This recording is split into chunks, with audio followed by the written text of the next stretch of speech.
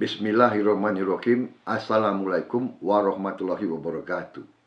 Salam sejahtera bagi kita sekalian. Shalom, Om Swastiastu, Nama Budaya. Saya ingin menyampaikan beberapa pikiran-pikiran saya pada saat negara kita saat ini menghadapi keadaan yang kita ketahui bersama adalah cukup memprihatinkan. Saudara-saudara sekalian, sudah berkali-kali saya menyampaikan, baik melalui tulisan, melalui pidato-pidato, maupun melalui pesan-pesan yang disiarkan melalui internet dan media-media lain. Saya telah menyampaikan bahwa saya turut berjuang untuk membangun bangsa Indonesia yang demokratis. Komitmen saya kepada demokrasi sudah saya buktikan pada saat saya menjadi seorang panglima di dalam Tentara Nasional Indonesia, seorang panglima yang memimpin 33 batalion tempur. Bisa dikatakan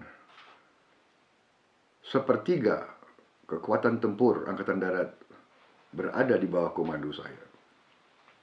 Dan pada saat saya dituduh ingin melakukan kudeta untuk mengambil alih kekuasaan pada bulan Mei tahun 1998, saya telah buktikan kepada rakyat Indonesia dan kepada sejarah bahwa saya tidak melakukan apa yang dituduh saya rencanakan. Bahkan saya turun dari jabatan dengan tidak membantah perintah atau putusan. Dan setelah sekian belas tahun tidak pernah ada keluhan, bantahan, atau sanggahan dari saya.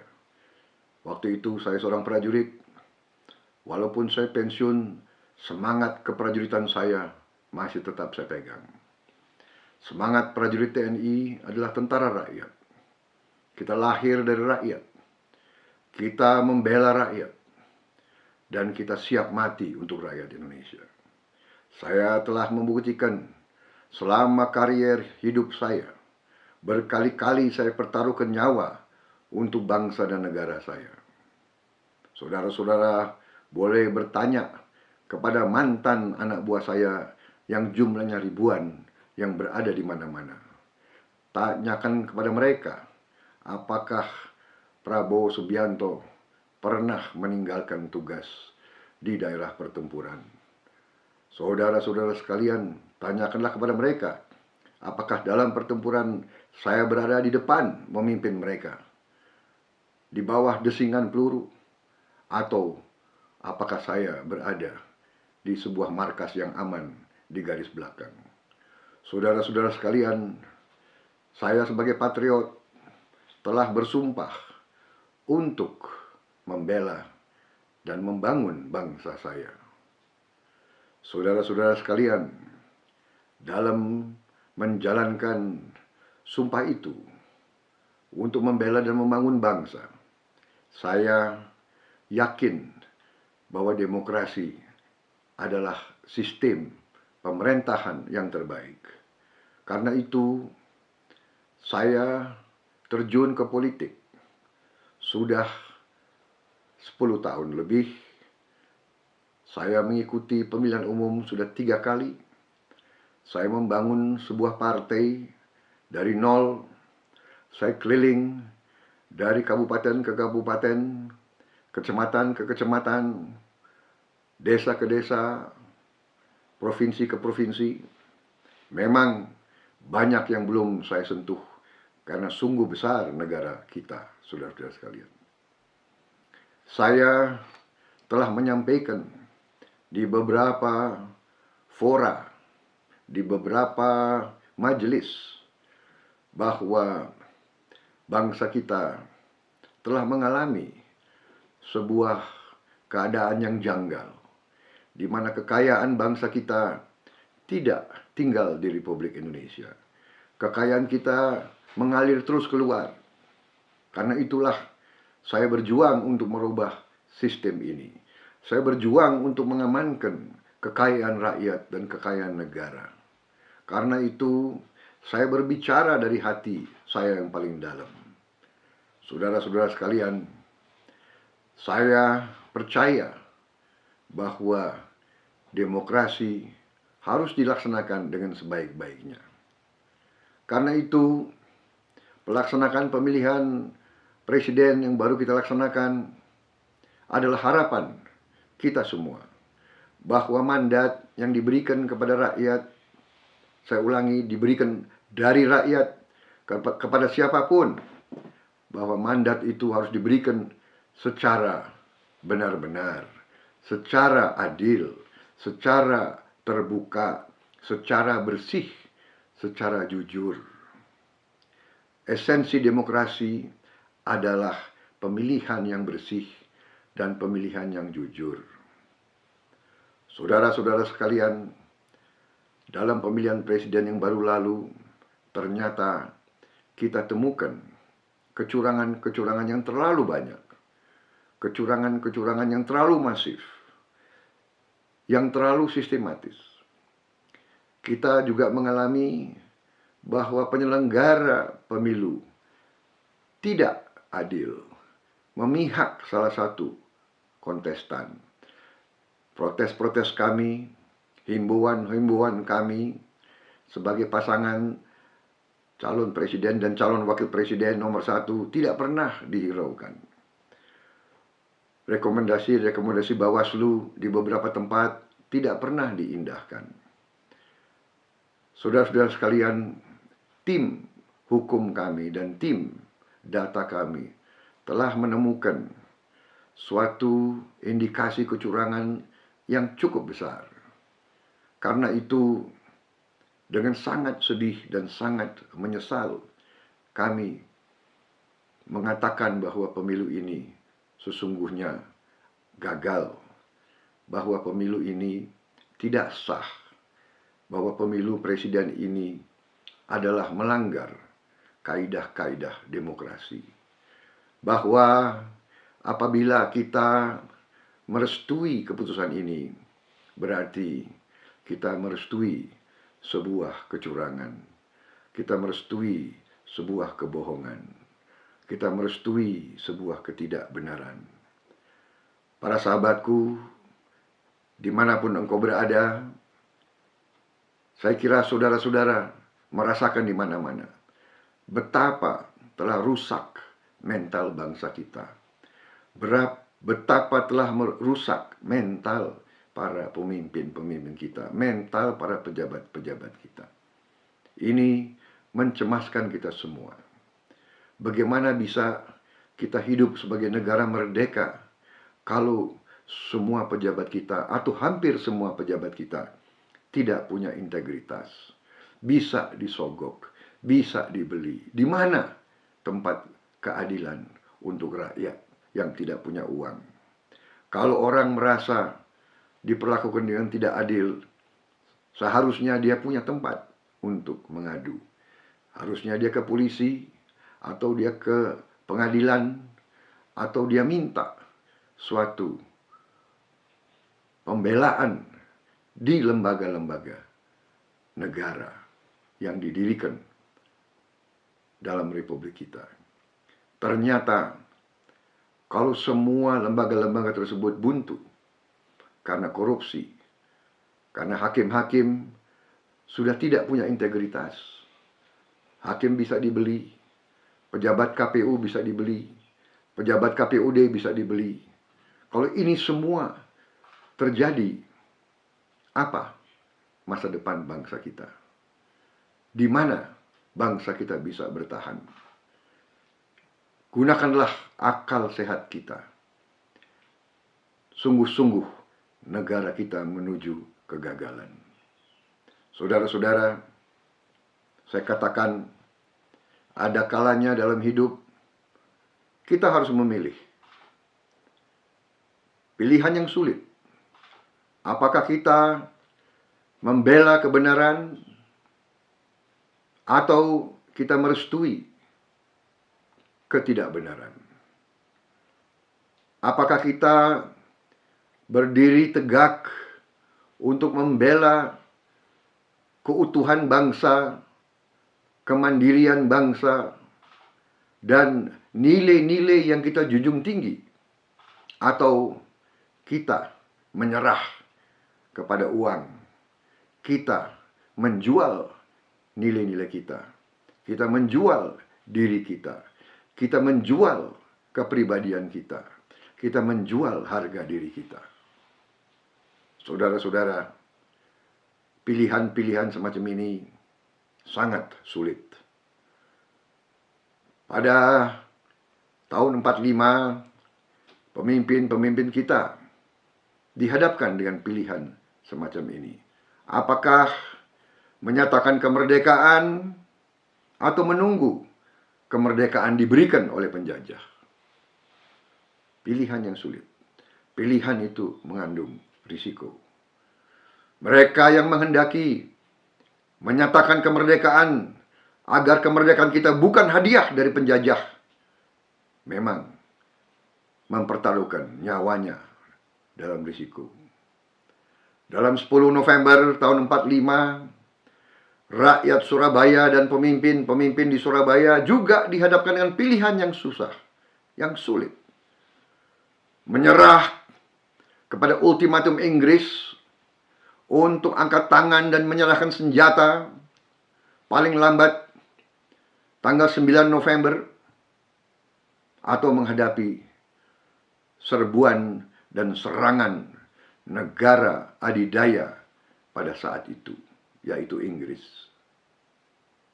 Kita bayangkan bagaimana harga diri bangsa kita kalau waktu itu pemimpin-pemimpin Surabaya dan rakyat di Surabaya menyerah. Kalau Gubernur Suryo, Bung Tomo, dan semua pemimpin-pemimpin Jawa Timur dan Surabaya tunduk kepada ultimatum asing, bagaimana harga diri kita sekarang?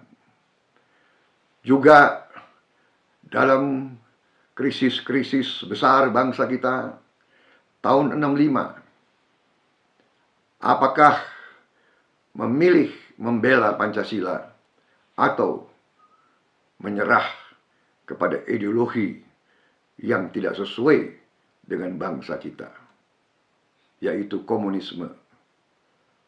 Saudara-saudara, demikian juga pada tahun 98, pada era reformasi, banyak pemimpin kita juga dihadapkan dengan pilihan yang susah.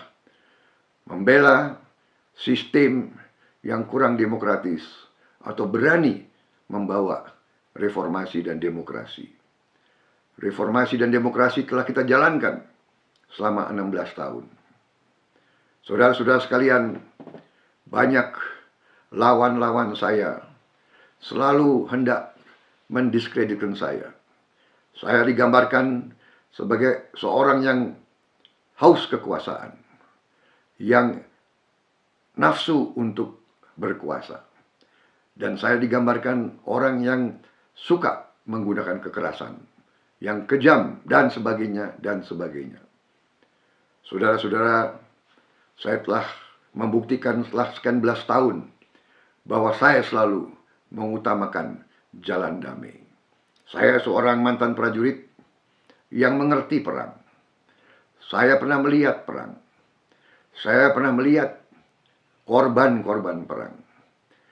Komandan yang sangat saya hormati gugur di tangan saya. Anak buah saya yang terbaik gugur di sekitar saya.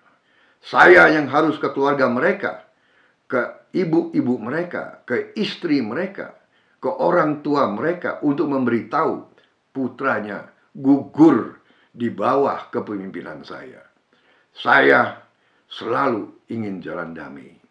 Karena itu saudara-saudara sekalian, fitnah-fitnah yang mereka lantarkan sungguh sangat keji. Saya dituduh ingin menutup semua gereja di Republik Indonesia. Padahal keluarga saya sebagian besar Kristen. Bahkan ibu saya adalah seorang Nasrani. Bahkan di sekitar saya, pengawal-pengawal saya, ajudan-ajudan saya, sekretaris saya, banyak orang Nasrani. Saudara-saudara, saya seorang prajurit, mantan prajurit TNI. Sumpah kita membela seluruh rakyat Indonesia tanpa memandang suku, agama, ras. Saya telah mempertaruhkan nyawa saya. Dan banyak anak buah saya dari berbagai suku dan agama telah gugur di bawah komando saya. Bagaimana bisa saya melanggar sumpah saya dan melupakan pengorbanan anak buah saya? Saudara-saudara, saya juga telah difitnah seolah bahwa saya adalah anti etnis Tionghoa. Padahal saya selalu membela semua kelompok minoritas. Saudara-saudara sekalian, fitnah-fitnah itu adalah bagian yang keji dari politik. Saya minta para sahabat saya untuk sabar dan tenang. Jangan menjadi marah. Kita harus semakin arif, semakin sabar. Bukan kita menerima fitnah ini, tetapi kita perhitungkan dengan sebaik-baiknya. Dan jangan kita balas kedengkian dengan kedengkian. Saya minta, janganlah kita balas kejahatan dengan kejahatan. Janganlah kita balas fitnah dengan fitnah kembali. Saudara-saudara sekalian, dalam situasi kritis ini, saya minta saudara-saudara terus, walaupun sabar, kita juga harus siap. Siap mental kita, siap tenaga kita, siap nafas kita. Dan saya minta saudara-saudara dalam keheningan malam nanti, renungkanlah pendapatmu, renungkanlah sikapmu, renungkanlah jawabanmu. Saya bertanya, apakah kita membela kebenaran terus atau kita menyerah kepada ketidakbenaran, kepada kecurangan, kepada kezoliman. Dan dalam hari-hari yang akan datang, setelah kita merenungkan, marilah kita mengambil langkah-langkah untuk menghadapi hari-hari yang akan datang.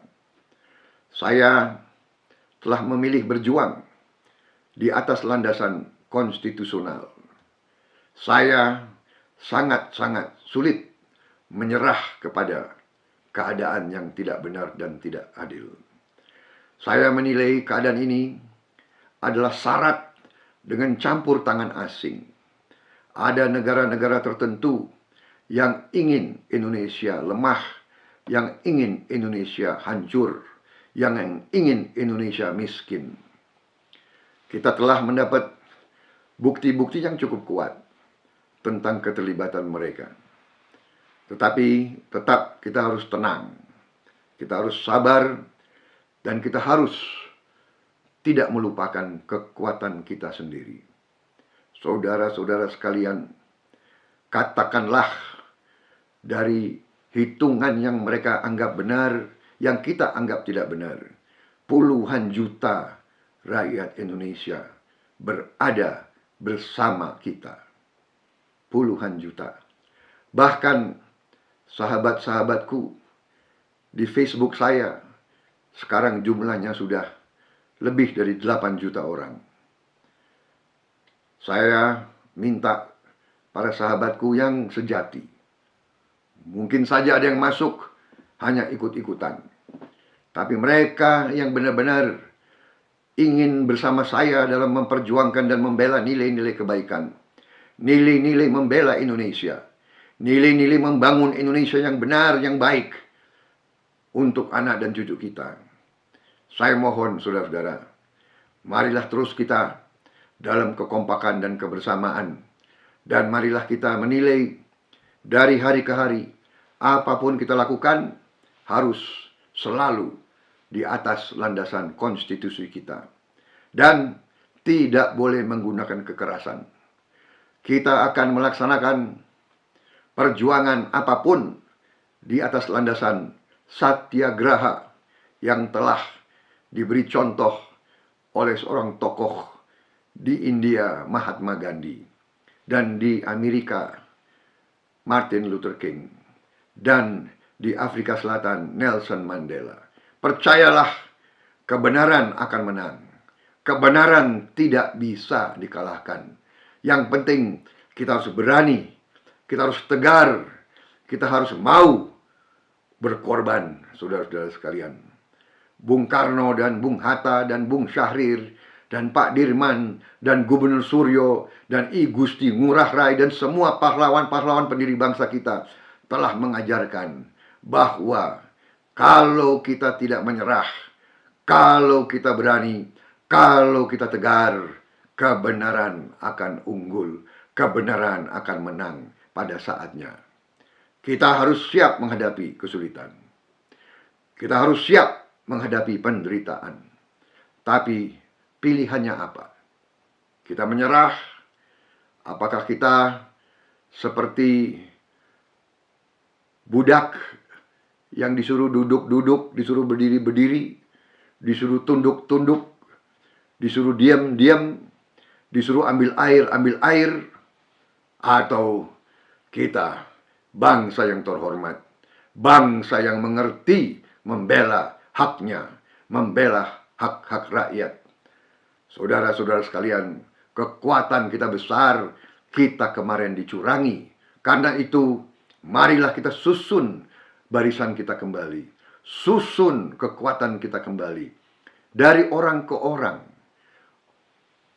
Susunlah kekuatanmu, 5 orang demi 5 orang, nanti 10 orang demi 10 orang.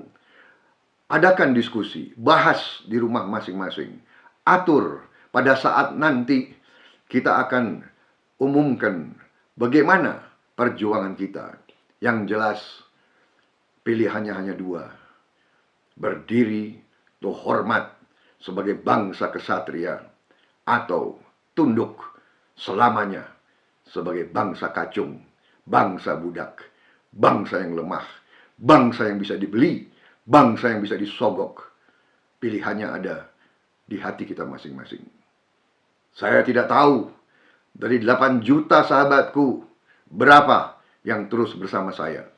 Saya mohon, tolonglah jawab kepada saya sehingga saya tahu siapa yang akan berjuang terus bersama saya sampai titik darah yang penghabisan, atau mereka yang akan melihat dari pinggir, saya pun tidak masalah.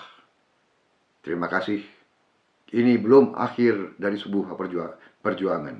Ini baru awal dari perjuangan kita. Merdeka! Wassalamualaikum warahmatullahi wabarakatuh.